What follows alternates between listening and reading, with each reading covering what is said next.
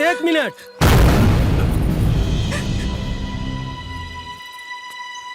ऐसे मंगनी होता। अरे जीजा जी, बड़ा सही से टाइम पहिनी है। सुगंधवा के मंगनी होता। तोहरा मंगनी में शामिल होके ना, तोहरा बहन के छोड़े आई नहीं हम। वो हमेशा हमेशा खातिर। अरे कैसा मजाक करता नहीं जीजा जी। मजाक हम कैले बाड़ी कि तू लोग कैले बड़ा जा। अरे शादी के इतना दिन हो गए, एको लड़का ना भाई। अरे ऐसा कोनो डॉक्टर हकीम नहीं खे जे के ना देखैले हो खब। पानी की तरह पैसा खर्चा कैले बानी, लेकिन कोनो फायदा ना भाई। बस एक के उपाय बा, डॉक्टर कहता IVF करे के, जेकरा में 4-5 लाख के खर्चा बा। हमरा लगे जितना रहला सब खर्चा कर दिली इनके बीमारी में। देख राजू, एक बात कान खोल के सुन ले, हमारी घर वालन के खानदान बढ़ावे के वंश चाहिए। ऐसा मेहरारू ना अजहिया तोरे लगे 4-5 लाख रुपया हो जाए ता एकरा के पहुंचा दिया हमारे घरे, आ नहीं तो ऐजे नैहर में रख के चिपरी पतवाई है। जीजा जी सुनी ना, देखी ना सब रिश्तेदार तमाशा देखा करते। तकाक करी रिश्तेदार लोग के आँख फोड़ दे। शांत रहे। तोहनो लोग आइल बड़ा ऐजा शादी करे ना, देख लिया जा। यही खेत के खेती हो।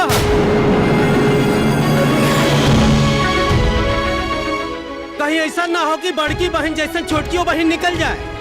हम जाता नहीं, यहाँ क्या रुकी। अच्छा चलल जाओ हमने। अरे रउआ कहाँ जाता नहीं?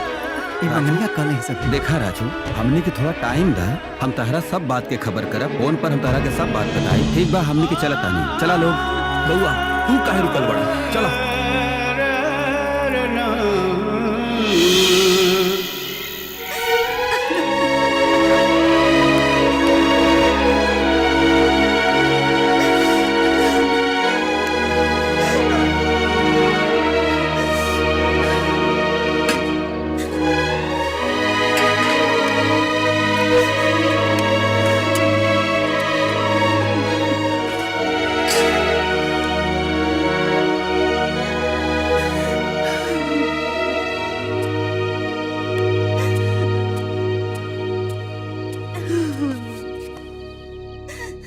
निर्मला बेटा खाना खाला।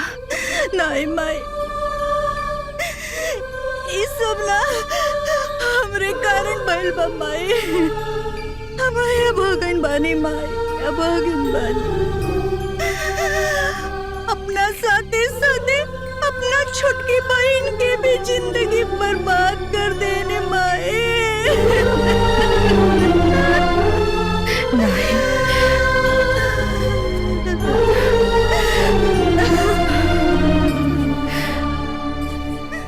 नहीं, तू अभागिन नहीं बाड़ू।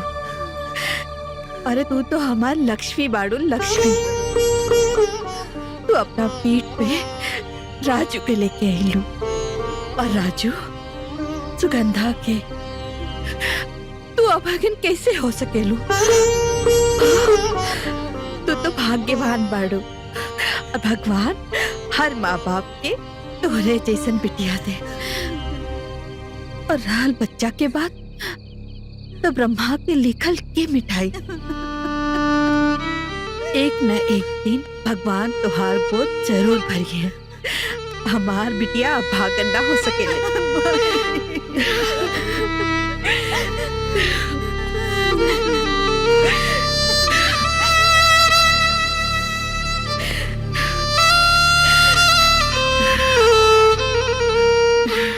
काहे रोवत अड़े रे? ते हमरा हाथ पर राखी बांधे में। राखी एगो डोर ना, विश्वास। हम जाना तानी कि वक्त के पेड़ से कुछ दुख के पत्ता हमने के ऊपर गिरल बाटे, पर खुशी के कोपड़ जरूर खेली, जरूर खेली। ये तोरा भाई के विश्वास है।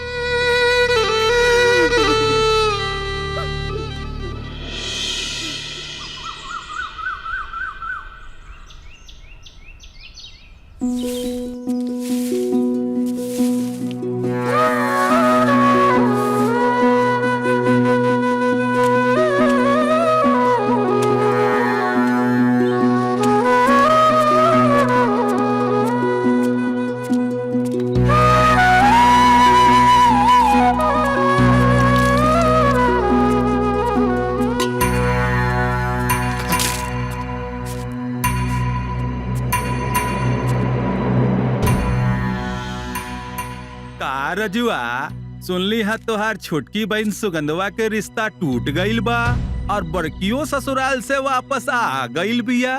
तहरा त डबल झटका लागल बा बेटा।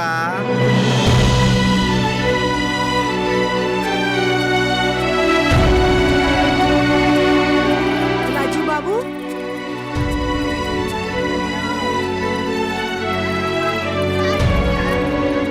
राजू बाबू सुनले बानी कि राउर बहन के मरद छोड़ देले बाड़े। साच बाका सुन के बड़ा दुख होता।